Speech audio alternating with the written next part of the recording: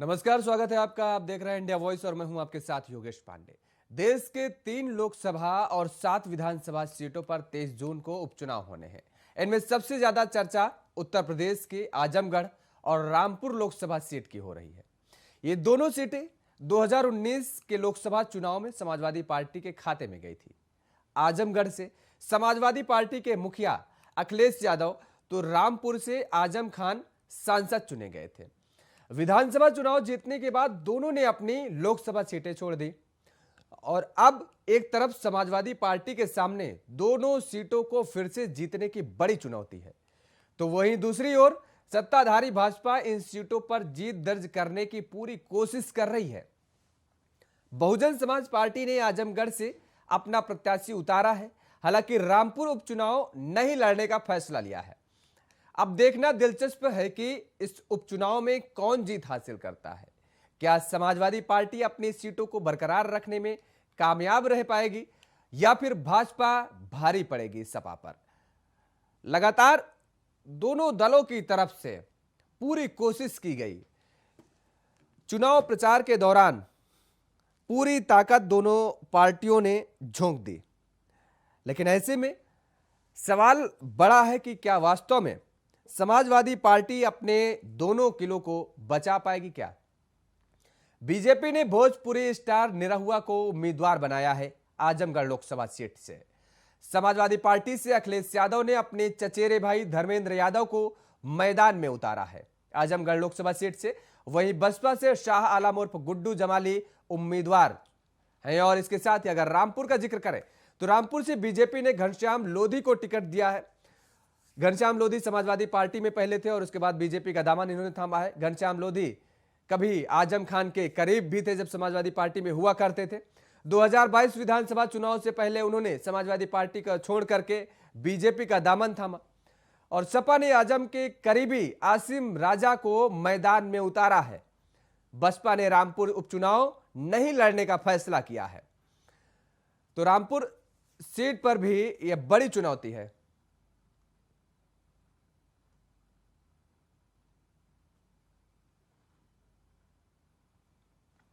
तो जिस तरीके से दोनों सीटों का हम जिक्र कर रहे हैं, लगातार दोनों दलों ने पूरी जोर आजमाइश की है और हमारे साथ डॉक्टर नितेंद्र जी जुड़ चुके हैं। इसी मुद्दे पर चर्चा करेंगे। समाजवादी पार्टी के नेता है, प्रवक्ता है। आपका बहुत बहुत स्वागत है नितेंद्र जी। और फहीम खान हमारे साथ जुड़े हुए रामपुर से संवाददाता है। डॉक्टर नितेंद्र जी आपके पास आएंगे, लेकिन उससे पहले हम अपने संवाददाता से दरअसल रिपोर्ट ले लेते हैं कि जीरो ग्राउंड कहती क्या है रामपुर में। रामपुर की जनता का मूड क्या है इस बार। फहीम, इस बार क्या मूड है। उपचुनाव में दोनों तरफ से पूरी ताकत झोंकी गई। हालांकि समाजवादी पार्टी को ऑक्सीजन मिलती नजर इसलिए आ रही है क्योंकि आजम खान सलाखों के बाहर आ चुके हैं। ऐसे में जीरो ग्राउंड का अगर जिक्र करें तो सियासी समीकरण क्या कुछ नजर आ रहे हैं। फहीम,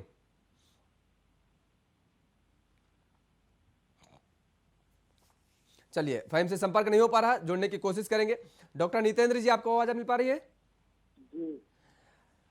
नितेंद्र जी, क्या लगता है, क्योंकि भारतीय जनता पार्टी ने पूरी ताकत झोंकी है इस बार रामपुर में और कल जिस तरीके से मुख्यमंत्री योगी आदित्यनाथ ने चुनावी प्रचार के दौरान तमाम सारे आरोप लगाए, समाजवादी पार्टी थे तो जब थी सरकार थी उस दौरान किस तरीके से गुंडागर्दी देखने को मिली है।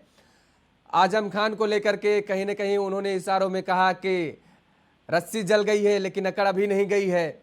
जमीनों को कब्जाने का जिस तरीके से उन्होंने जिक्र किया कि जो समाजवादी पार्टी की सरकार में जो जमीन कब्जाई गई थी गरीबों की, वो बीजेपी की सरकार ने उन्हें वापस देने का काम किया है। यानी पूरी जुगत में बीजेपी है इस बार रामपुर को फतह करने की।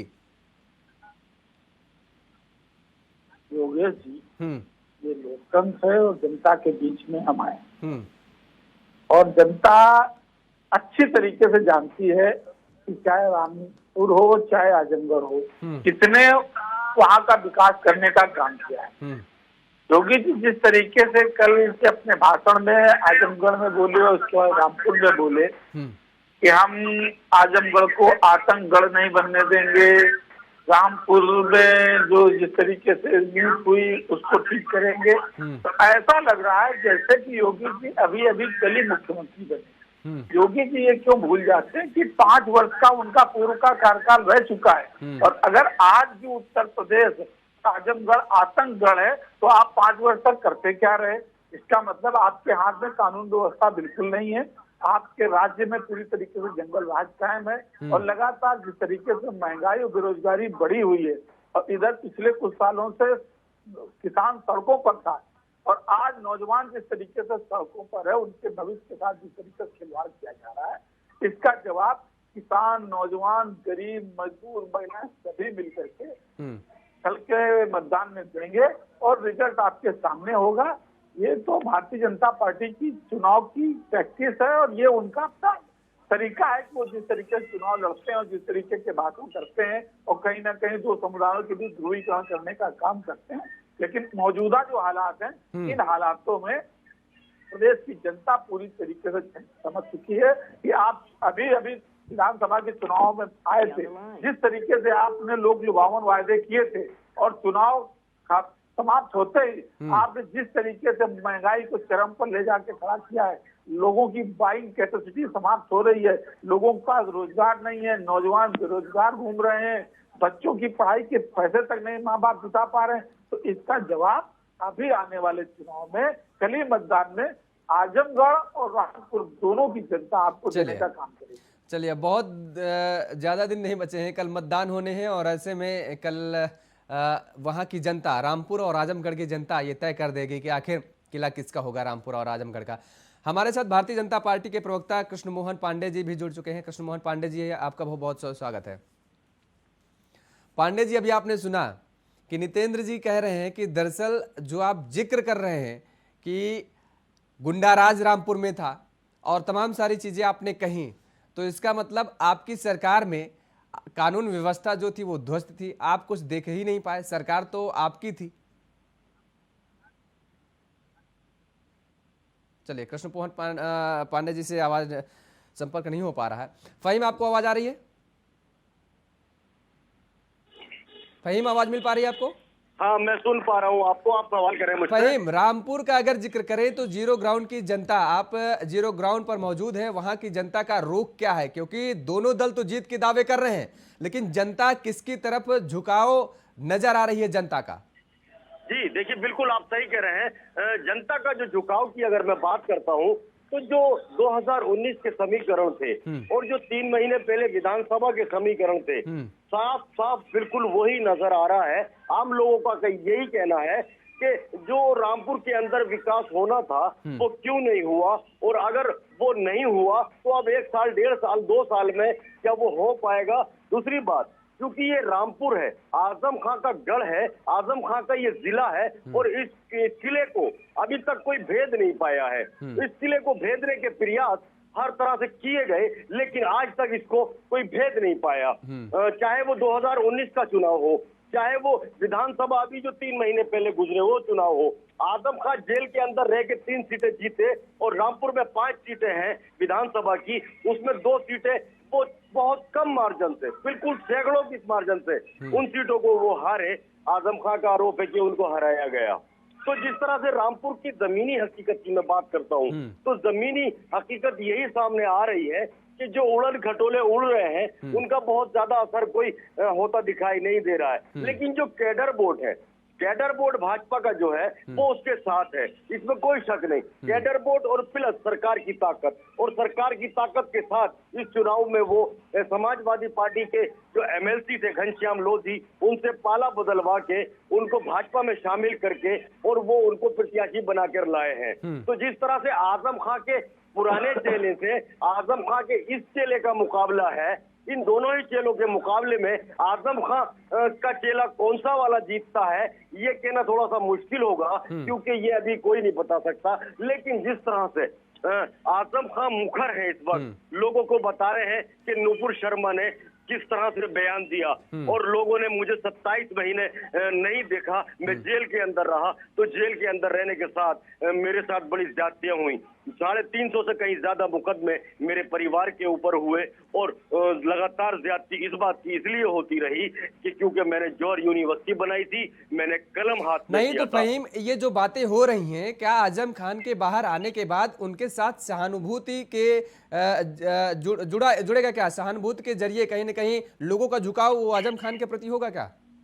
जी देखिए, अगर मैं सही बात करूं तो आजम खान अगर किसी मंच से रो दे और खाली ये कह दे कि मेरी इज्जत का सवाल है, तो उसके बाद होता ये है कि वोटर से लेकर सपोर्टर तक झमझम करके गिरते हैं उनके ऊपर। नतीजा तो अलग चीज है, मैं नतीजे का जिक्र नहीं करूंगा कि कौन जीतेगा, लेकिन जब आजम खान इस तरह की अपील करते हैं तो रामपुर जिले के अंदर बड़ी मुश्किल होती है लोगों के सामने लोगों का टिकना। क्योंकि 2019 की अगर तस्वीर मैं आपको बताऊं तो 2019 में पूरी ताकत के साथ भारतीय जनता पार्टी ने सिने तारिका जयप्रदा को उतारा था।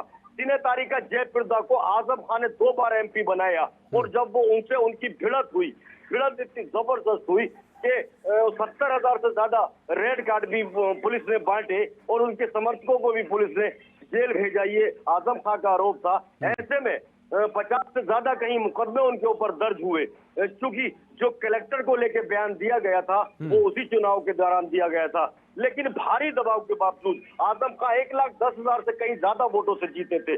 तो जिस तरह से वही तस्वीर अगर आज दोहरा दी जाए, जनता अगर अपना मूड बना ले, तो कोई दो राय नहीं कि 2019 बने। लेकिन दूसरी तरफ भारतीय जनता पार्टी है, उसकी योजनाओं में भी कोई कमी नहीं है। लोग उनकी योजनाओं को पसंद कर रहे हैं।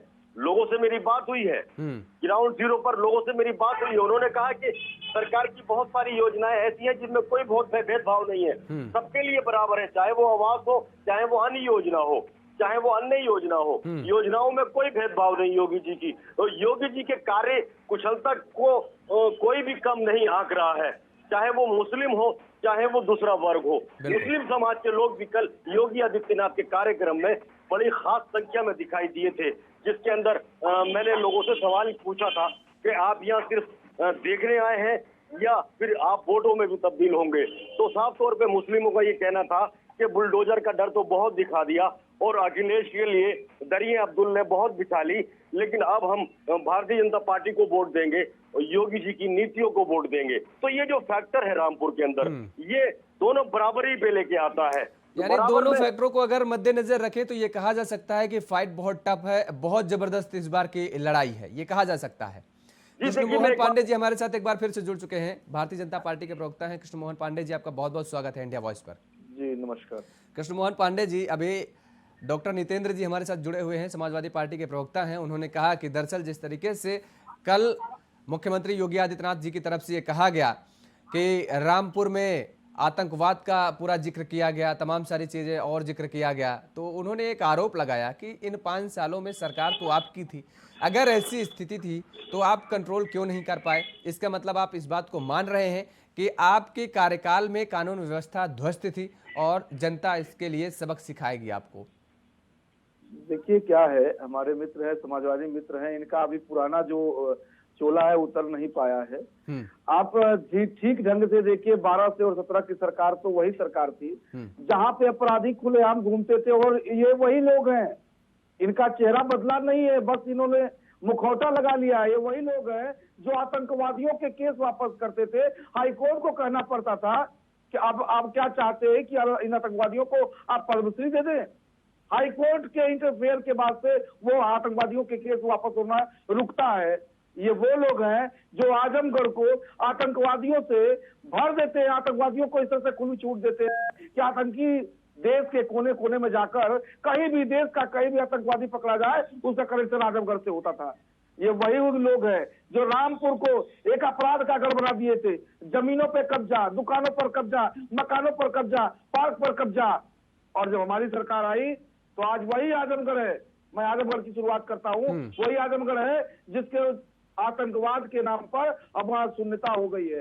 अब देश में कोई आतंकी घटनाएं नहीं होती, अब संजरपुर नहीं छूटता, अब वो संजरपुर, अब वो मुबारकपुर, देश और दुनिया में अब भारतीय जनता पार्टी के लाए गए एक व्यवस्था ओडीओपी के तहत अब वहां की साड़ियां दुनिया में मशहूर है। आतंकी नहीं, वहां के अपराधी नहीं, वहां के हथियार नहीं। और रामपुर में जो कब्जाधारी थे, जमीन पर, दुकान पर, मकान पर, किसी के जवानी पर, किसी की व्यवस्था पर जिस तरह से लोग कब्जा करते थे, वो कब्जादार अब जेल में गए और अब रामपुर में शांति है।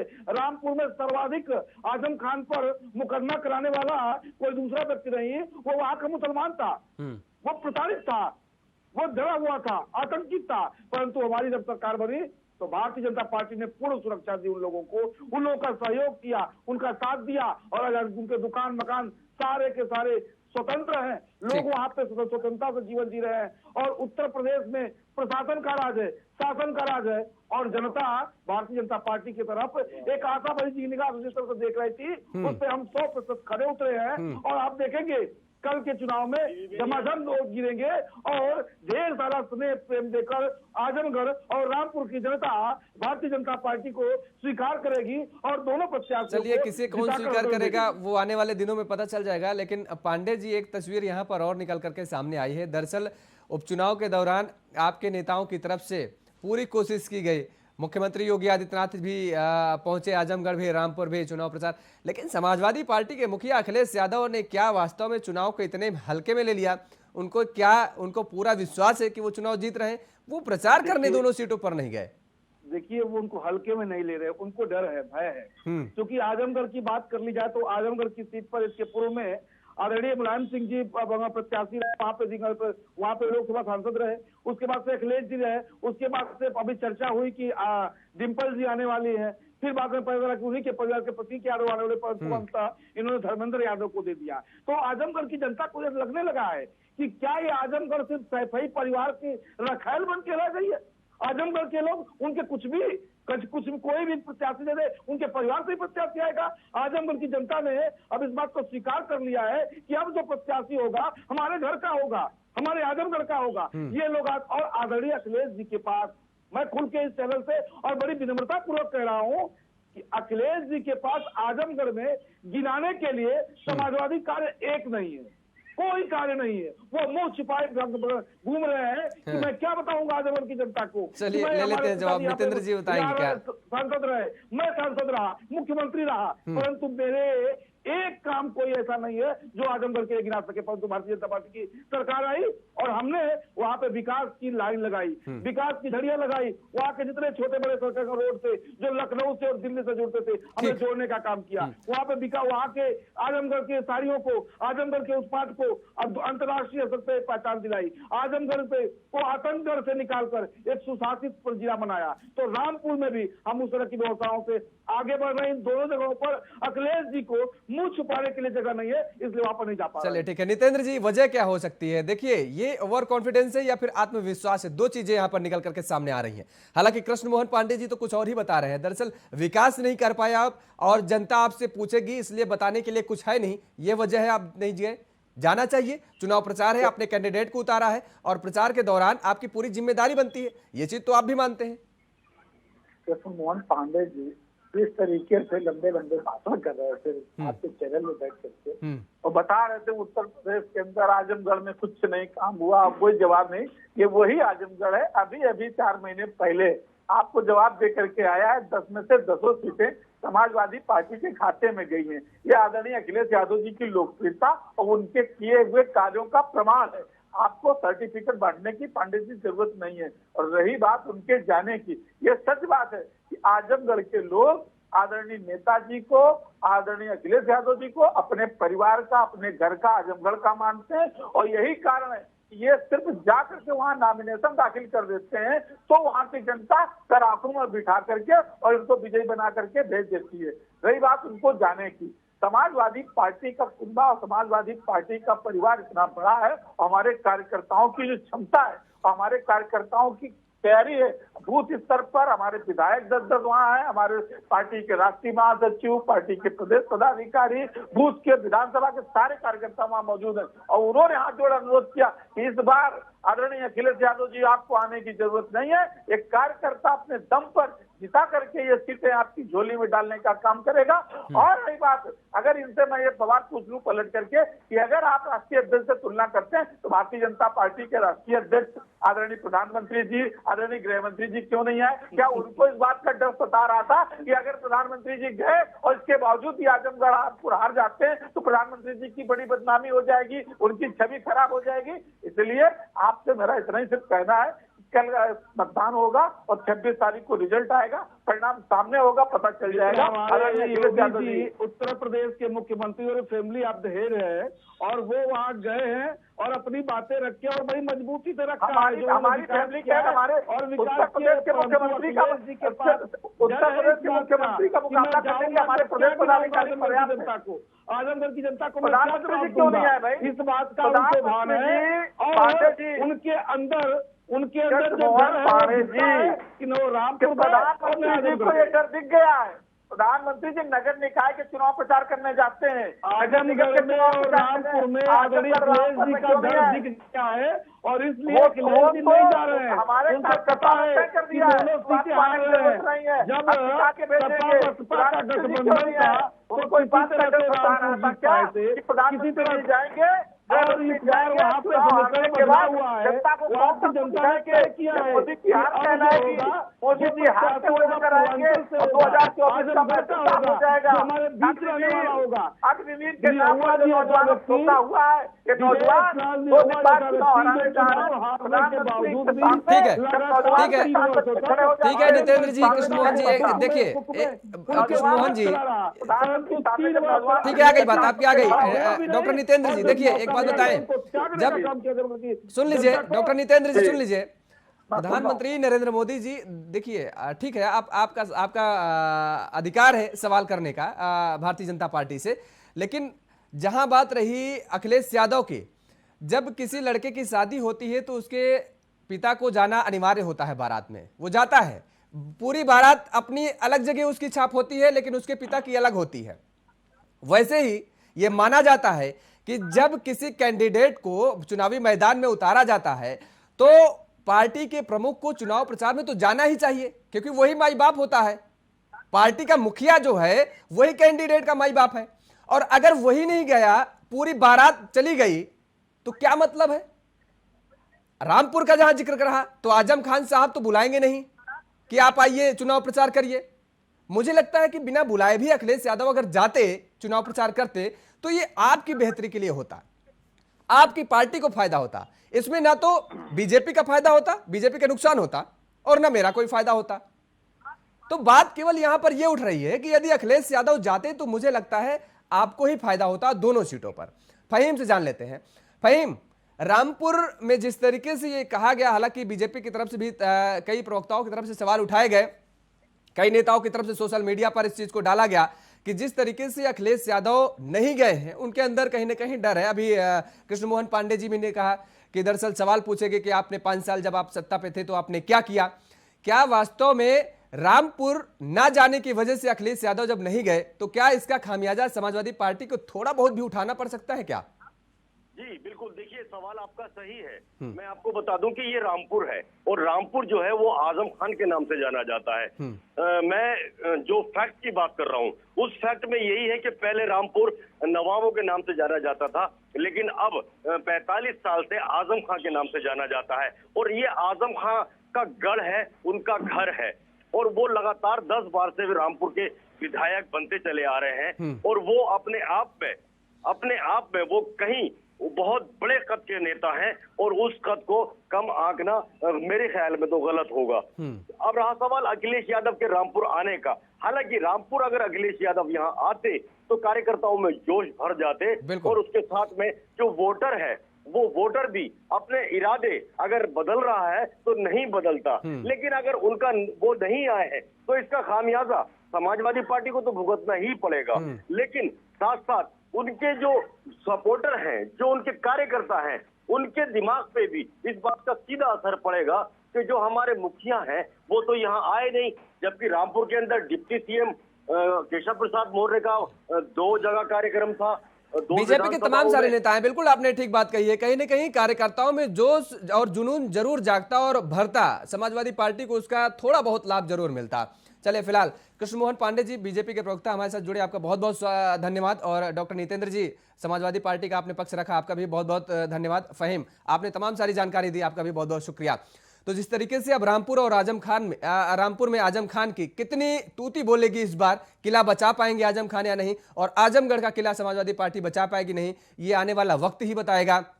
और जिस तरीके से दोनों दलों ने अपनी पूरी ताकत झोंक दी है, कल मतदान होना है। देखने वाली बात होगी जनता किसके पक्ष में मतदान करती है। इस बुलेटिन में फिलहाल इतना ही। देश और दुनिया की तमाम खबरों के लिए आप देखते रहिए इंडिया वॉइस। नमस्कार।